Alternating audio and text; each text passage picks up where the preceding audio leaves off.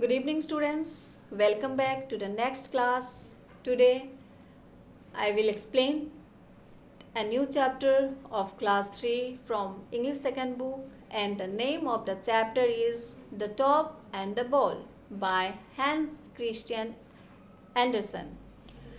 Before starting the chapter, we shall know about the writer of the chapter, Hans Christian Andersen. Hans Christian Andersen was a famous Dutch writer, and he was mostly known for his fairy tales. Some of his famous tales are The Ugly Ducklings and The Emperor New Clothes. Now let's come to the chapter The Top and the Ball. A handsome spinning top and a pretty little boy lay in a box among other toys. One day, the top said to the ball, "Shall we be married?" However, the ball was rather proud and did not bother to reply. There was a top and a ball which was lying inside the box among the other toys which belonged to a child. Once the top, which was in love with the ball, proposed her, "Shall we be married?" But the ball, which was proud of herself, refused the proposal, and even she refused to reply. The next day, the little boy to whom the toys belonged painted the top red and yellow. When the paint dried, he gave the top a spin. The top began spinning, and his new colors looked magnificent. "Look at me," said the top. "What do you say now? Shall we be engaged to each other?" Once the boy to whom the top belonged painted the top with red and yellow color. Now the top looked magnificent while spinning. So once again the top thought of proposing the ball, and he said, "Shall we be married?" But again the ball refused the proposal. The ball was not impressed. You may have got new paint, but do you know that I am made of special cork and I am very rare? Why would I marry a common top like you? In any case, I am almost engaged to a swallow. Every time I fly up in the air and he puts his head out of the nest and says, "Will you?" and I have agreed. So, the ball was not impressed by the top, and she said, "I am almost engaged to a swallow. Every time when I used to fly high up in the air, the swallow used to peep his head out of the nest and proposed me, 'Will you marry me?' and I have already agreed to marry him." Let's come to the book. The top felt sad on hearing this. Every day the boy would take the ball out into the garden. He would throw her high into the air and would catch her when she came down. However, one day she went into the air but did not come down. The ball had simply disappeared. The boy searched everywhere but could not find her. Every day, the boy to whom the ball belonged used to take the ball to the garden and play with it. He used to throw the ball very high and catch it when it comes down.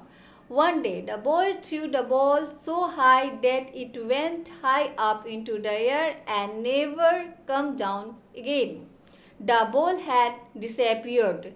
The boy searched for the ball everywhere, but he could not find the ball. "I know where she is," sighed the top. "My beloved is in the swallow's nest and has married to the swallow." When the top came to know that the ball has disappeared, she was filled with grief and said, "I know where the ball is, where my beloved is. She is in the swallow's nest and has married the swallow." Several years passed. The top started looking more handsome, for now the boy's younger brother would paint and polish him.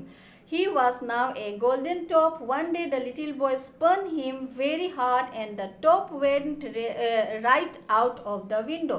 The little boy searched for him everywhere, but he was nowhere to be found. So, several years went by. Once the younger brother of the child painted the top with golden color, and the top was looking more magnificent than before. Once the little child spun the top so high that it went out of the window. The top had fallen into a dustbin. "Oh dear," said the top, "how am I ever going to get out of this place?" The top had fallen into the dustbin, and he thought that he would never come out of that bin again. He peeped over the bin and saw a strange round thing that looked like an old apple lying on the ground. It was not an apple, but an old ball. "Hello, ball," said Top. "Where have you come from?" The top peeped over the bin and he saw a strange round thing which was looking like an apple lying beside the bin. But after some time he came to know that it was not an apple but an old ball. So he asked her, "Hello, ball, where have you come from?" "I am a special ball. I am made of special cork. I was once engaged to a swallow, but I fell here, and I have been lying by the side of this bin ever since," replied the ball. Now the ball started narrating her story. She started saying that "I am a special ball. I am made up of special cork, but now I have been lying here since many years." The top could not believe his ears. It was his beloved ball. "It is you," the top exclaimed. "Did not you recognize me?" The ball stared. She too recognized the top. The top could not believe his ears because it was his beloved. The ball was his beloved. So after some time, he asked the ball, "Did not you recognize me?" The ball stared. She too recognized the top. The ball stared and she too recognized the top. When both of them recognized each other, and now let's look at the book. Just then a maid came to clear out the garbage. "Ah," she exclaimed, "here is a top." She picked up the top and wiped it clean. Suddenly her eyes fell on the ball. When they were talking, just then a maid came to clean up the garbage. While cleaning the garbage, she saw a top. She took it and wiped it clean. And what do we have here? A ball, perhaps.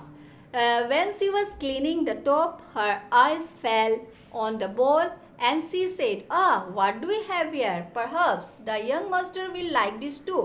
She thought and picked up the ball as well. When the little boy saw the top and the ball, he gave a whoop of delight. She kept them safely in his toy box. So the maid gave that top and the ball to the little boy, and the little boy was filled with delight. He was filled with joy, and he kept the top safely. Now let's come to the last paragraph of the chapter. The top and the ball were together once again. This time when the top asked the ball to marry him, you can be sure the ball agreed. She realized how much the top loved her, and they stayed together in the toy chest for many years. Now both of them were in the toy chest, and now once again the top proposed the ball. "Will you marry me?" And perhaps this time she agreed to marry the top, and after that she lived together in the toy chest for many years. I hope all of you have understood whatever I have explained about this chapter. Thank you.